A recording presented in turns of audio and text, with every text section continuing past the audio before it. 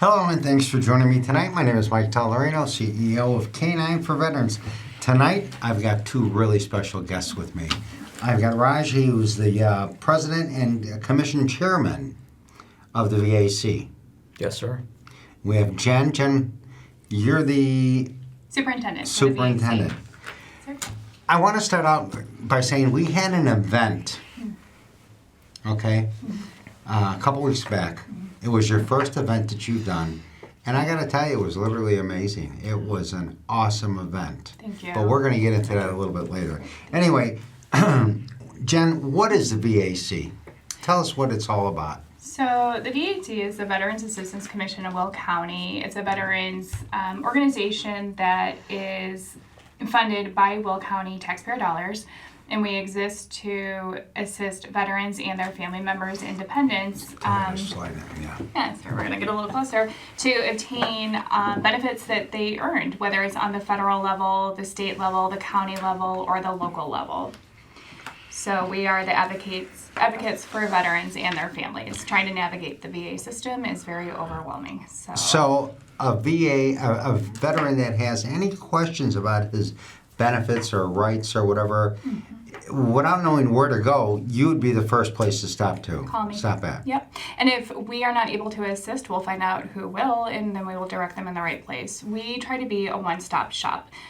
We know it's very frustrating as a veteran when you get pointed in all different directions, saying you have to go to this department, this building, we don't help you. We want the veteran to leave with a plan, knowing exactly who to contact, and if we can't do it for them, we will do a handoff to the agency that does. You know, that's such an amazing thing to offer our veterans, because a lot of veterans don't know where to go and what to do or what the process is. So they're sitting there and like, oh, what do I do now? So Right. It's a great resource for veterans. I have to tell you, it really is. And it's something that has been needed, and I'm so glad you're out there doing what you're doing for our veterans, because they need all the help they can get. They really do. Especially in transition from becoming active duty to, Yes. a citizen, that they don't know what their benefits are. They really You don't. don't know what you don't know. Yeah, exactly. Raj, why don't you tell us what your role is? Yeah, so my role is commission president, which is the chairperson or chairman of the board of the commission. And the commission is essentially, it's just like an elected official. But the veterans of the county, I think we've got 30,000 veterans in the county that are represented by Will County. Okay. That are represented by various VFWs and legions, and each of those posts selects one person to be on that commission. Right now we have 18 Correct. A posts. delegate and an alternate, so there's two representatives from each post. And they select me to be president, and that's my other That's quite an officers as honor. well. It's a great honor. And a responsibility. It is a huge responsibility. So when things happen where veterans need to be supported and where they might be disadvantaged, I would have to step in, and my commission members have to step in and say, this is what the veterans want and represent in the county. That's amazing. Well, you've got an accounting background, I do. so this is a perfect position for you. Yeah. No, So when I it like comes to- numbers. Yeah, I was going to say, Even if I like them or not, I've got to like them. when it comes to dollars and cents, you've got firsthand knowledge of how that money is going to be spent and stuff. What is the biggest initiatives that the VA has planned, Jen? We have our plate full right now. So right now, there's two parallel issues going on right now. Number one priority is starting a mental health program. So we're, and it's not just, people think of mental health care, they think just of counseling. And mental health care is so much more than counseling. It is nutrition, financial literacy, it's exercising, it is community involvement and engagement and getting out. So we want to start a program that really involves the whole veteran, not just that one aspect of mental health care. So, Jen, what's the biggest issue when a veteran does call? What would you say, in your opinion, is the biggest issue that the veterans are calling in about? how much time do we have? So there's gaps for VA services depending on your service and what you're eligible for. So there's this misconception that just because you're a veteran, you're eligible for all of VA, and that's not true. We see a lot of issues with dental care. Dental care is very expensive, and the VA does not offer it to every veteran. We see issues with counseling for family members for veterans. The VA services the veteran, But as we know too, the family members and their support system are just as important as the veteran. We see financial gaps.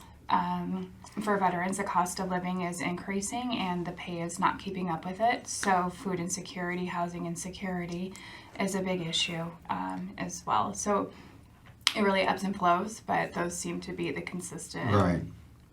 What about getting their rating raised? If they're like, say, they're at 60% Yeah. and they feel they should be 70, 80, Yeah. or 100%, do you help them with that? Oh, absolutely. Yeah. See, and I think that's the biggest issue that I've talked to a lot of veterans, that they're always struggling to get that rating raised because they're at such a low rating, 30%, and it just can't live with that. So what we will do is we will review their rating and we'll, there has to be supporting documentation. Just because you want it, that doesn't mean that you actually qualify for it. You got to qualify. So sure. we believe in do no harm. We're not going to request a rating unless we know 100% that the supporting documentation is there, because there's always a chance that you can get reduced.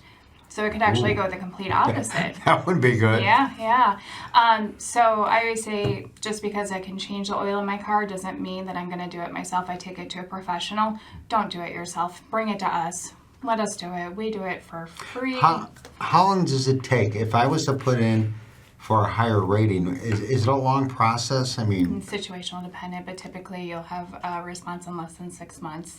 really, that quick? Correct. That's Yeah. not a bad turnaround. No, so we submit fully developed claims, meaning we gather all the information first. We put a pretty little bow on it, and we send it to the VA, so they should be able to make And you their do all that decision. paperwork? Absolutely, yeah. Really? Yeah, that's our responsibility to take the pressure off the veteran because it is so overwhelming, the bureaucracy. There's so much red tape. Let Like I us do said, it. a lot of our veterans just don't know where to begin. Mm-hmm. And a lot of our veterans, they're afraid to even ask for help. They're too proud. Yes. You know, they're stuck in this rut that, you know, this is where I'm at, this is what I'm going to do, and this is where I'm going to stay. They just When accept there's it. no reason for that, because Correct. there's help out there like the VAC that's willing to step up to the plate to help them. And advocate for them. Sure. And along with the rating, it's not just the financial compensation. There's other benefits that go Right. along with the rating percentage. And especially in Illinois, they have the most liberal property tax reductions when it comes to your percentages. So there's a lot more than just the actual percentage that goes along with that. If you're 70% disabled on Property the tax taxes, exempt. you're 70. It's at what point is it exempt? At what percentage? 70%.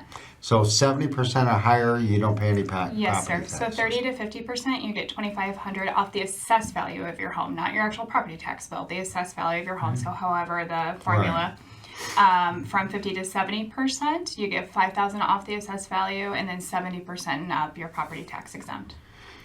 What about caregivers? A lot of our veterans try Mm-hmm. to get their wife to be their designated caregiver because I guess there's funding for that. For that, Correct. is that hard to get for these veterans? That's not an easy process. That's No. a little more convoluted than filing your traditional service-connected disability claim.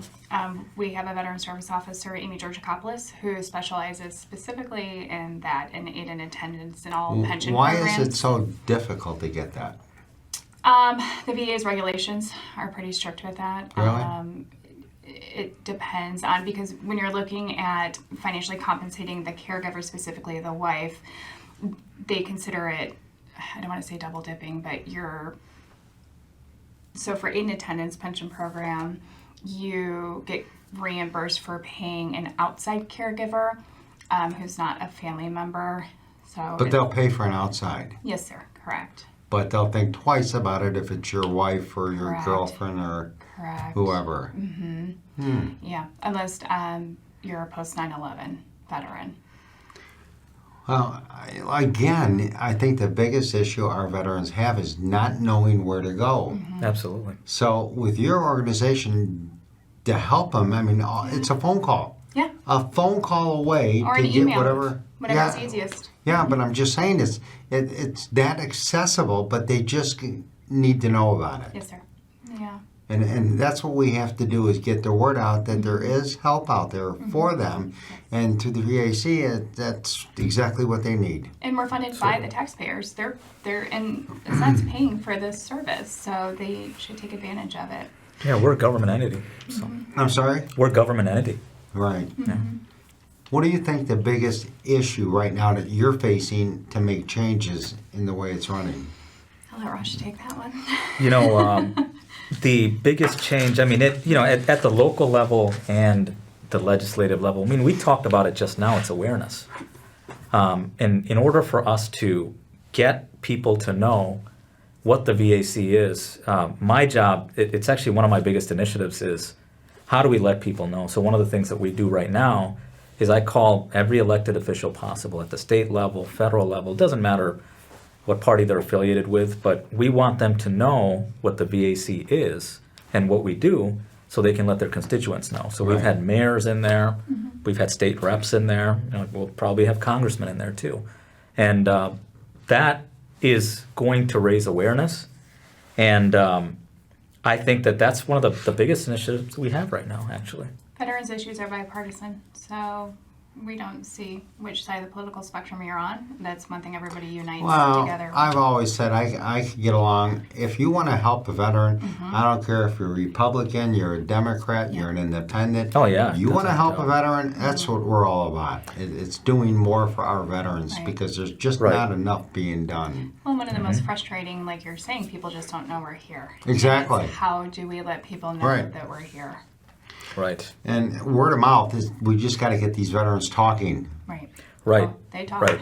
And honestly, I'll be honest with you. I think that we went through a huge overhaul process last year where, there wasn't a lot of awareness and people didn't know we were a government entity. So they did things like a private entity would, which is, it's not very transparent. And, we have to follow things like the Open Meetings Act or meetings have to be public. So one of the greatest things that happened from that process is we drove some legislation all the way into the assembly, and it was, speaking of bipartisan, it was unanimously passed. That's great. So now we have procurement rules. So for example, I'm a county official, so I can't be in another local position. So they gave us, or we already had this responsibility, just like elected officials, but that law made it much more clear. Right. And that was actually very Oversight. recent. Correct, So, yeah. yeah. That's great. I mean, again, what you're doing to help veterans, we just got to let more veterans know about what's out there. Because the help that you're willing to give to them, if they don't know about it, they can't ask for it. Well, and we're veterans also, so we take this personally and we are passionate about what we do. And I think there's a different level of understanding of what some of the barriers are and being stubborn, being proud, not wanting to ask for help. So Yeah. I think we're able to connect with them on a different level. So it really is just kind of shaking them and I think saying, that's the biggest problem that a lot of veterans have is stepping up to the plate and saying, I need help. yeah. They're too proud. Or like we were talking earlier, they don't feel like they're entitled to anything Correct. because they weren't a combat veteran. So let's clarify that. You don't have to be a combat not. veteran to be entitled to benefits. So we removed the word entitled out of our office and we say earned because everybody earned those benefits. Right, you take that oath, Exactly. you have that right. Absolutely. And you're not, if you come in to receive benefits, you are not taking anything away from another veteran. So there's also that misconception. Benefits are available regardless of the time that you served, if you're combat or not, if you're a Vietnam veteran or not. Just come in and see. I work with a lot of different organizations, but when we sort of hooked up together and we start talking and stuff, the caring and the personal approach that you put to helping a veteran, you don't feel like, I've talked to a lot of veterans who came to you for help and they said, I didn't feel like a statistic. I didn't feel like I was a number. I didn't feel like I was being pigeonholed. They made me feel like I was a real person.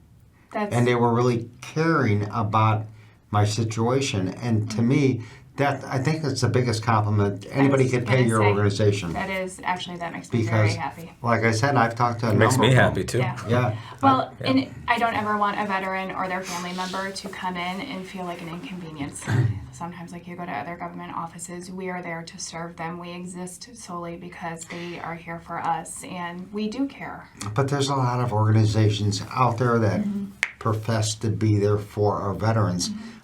But your division of VAC it's amazing. It really is. You do care, both of you. We walk the walk. Yeah, Yeah, and you do. Jen's not giving herself enough credit. So one of the biggest things that happen at the VAC is if you walk in there, and I don't know if you've been there, but if you walk into our lobby, it never used to look like that before. We've got new chairs in, there's coffee, there's water, We want there's a people to be TV. comfortable, not- Absolutely. Yeah. And that, Good we, fish tank. oh yeah, fish tank too. Fish tank. Can't miss that. So, the carpets are clean. We put on a fresh coat of paint. We also changed around the setup of the offices. We had some contractors come in. And, that just, I think, makes the veterans feel a lot more comfortable Right. when they come in, just to have that atmosphere. And we're proud of that. They deserve it. They've earned it. They Yeah. need to come in and feel that they're valued, and we want them there, and they're in a comfortable, safe environment. We're not judging them. We don't talk about them after they leave. What they tell us is very private, and we Right. take that very seriously. Absolutely. And I think that's what's going to set you aside from other organizations that are out there trying to help our, and I say try to help our veterans, where you actually move forward with doing everything in your power to get done. Like I said, I've talked to a number of veterans who recently have contacted you, and it's just been all good. Thank you. Everything I heard is good. We have an amazing team. We appreciate are it. Very, very lucky. Every person is there is passionate and dedicated.